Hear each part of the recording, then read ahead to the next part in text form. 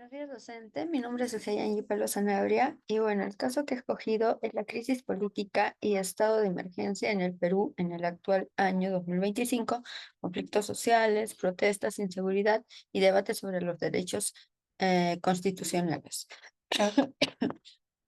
Pues ahora compartir mi pantalla.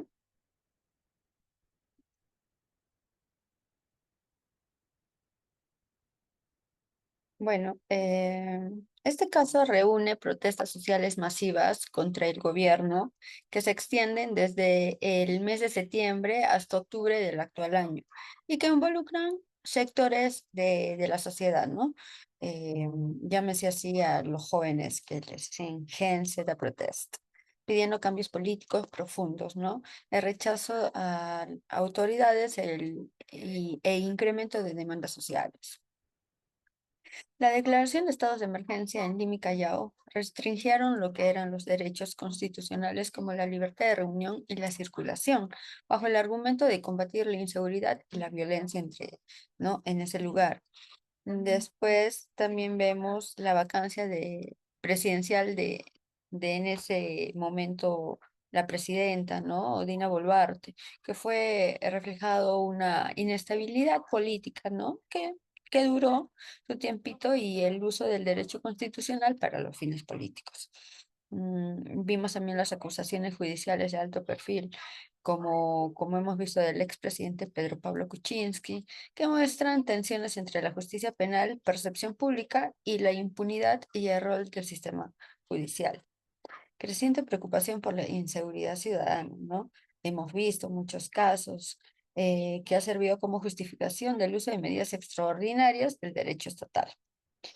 Bueno, en este caso podemos observar aspectos muy complejos como los derechos fundamentales versus las medidas de emergencia.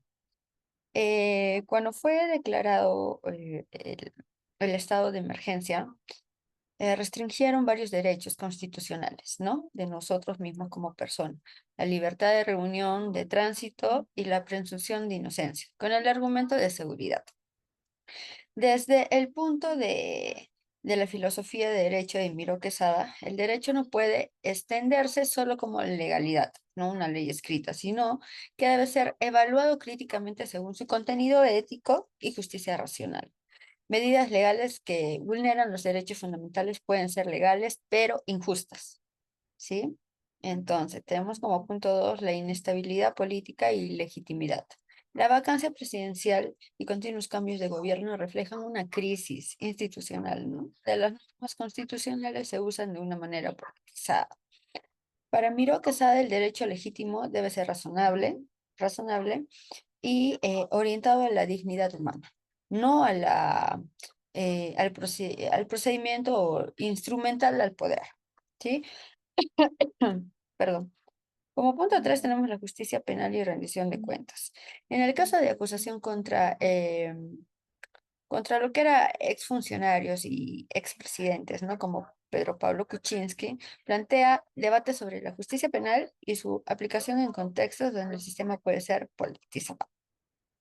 Como punto uno tenemos el contexto, ¿no es cierto?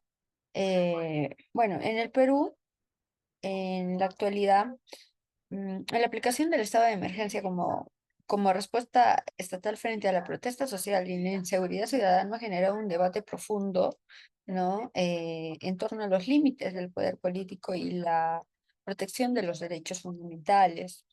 Entre el 2022 y el 2025, hubieron diversas regiones del país donde han sido declaradas en emergencia, lo que ha implicado la restricción temporal de derechos constitucionales, como lo mencioné anteriormente, la libertad de tránsito, de reunión, ¿no? Y la inviolabilidad de domicilio.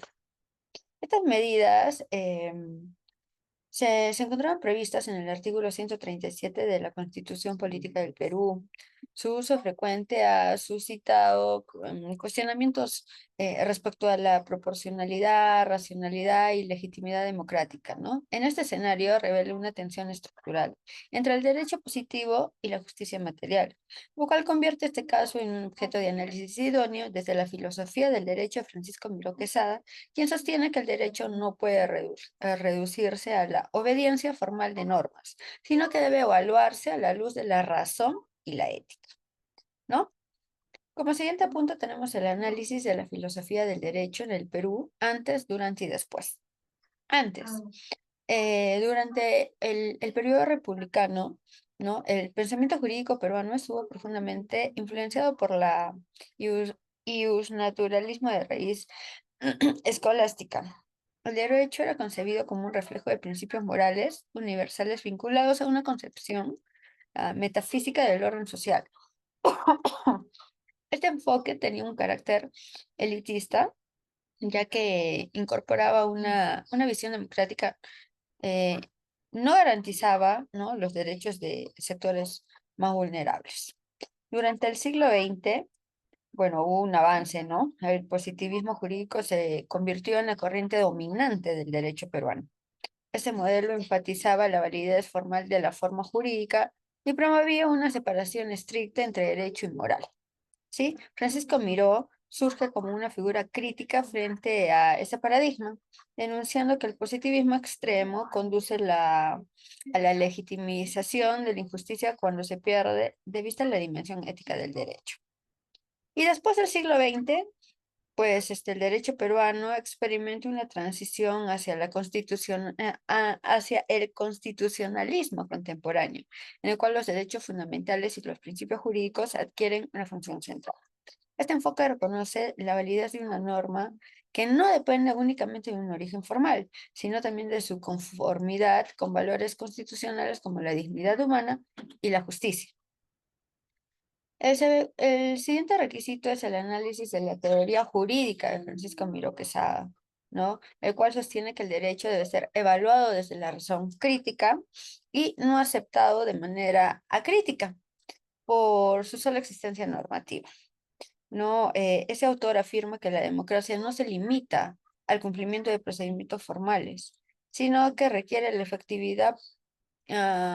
efectiva protección de todos los derechos humanos y participación racional de la ciudadanía en la vida política. ¿Sí? El siguiente punto es el análisis de la realidad peruana y aplicación de la teoría del derecho justo.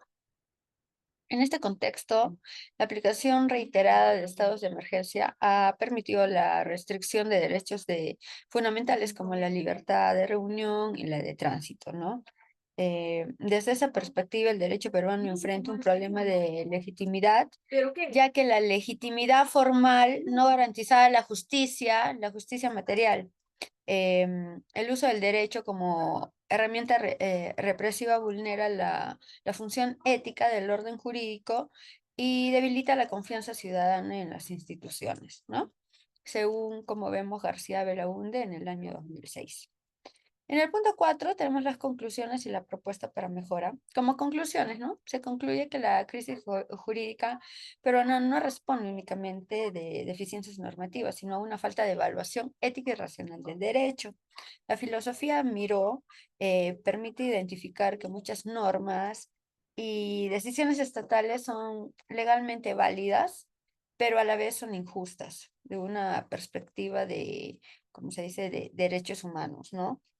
La propuesta de mejora que podemos dar desde la filosofía del derecho, damos como fortalecer la interpretación constitucional basada en principios de proporcionalidad y razonabilidad, limitar el uso del estado de emergencia a situaciones estrictamente necesarias e incorporar la filosofía del derecho en la formación de jueces, fiscales y los abogados. ¿Sí? Bueno, como podemos ver, estas son las referencias que hemos tenido al usar el documento mediante el formato APA, ¿no? Entonces, entre eso es toda mi exposición. Espero haya sido de su agrado y es todo.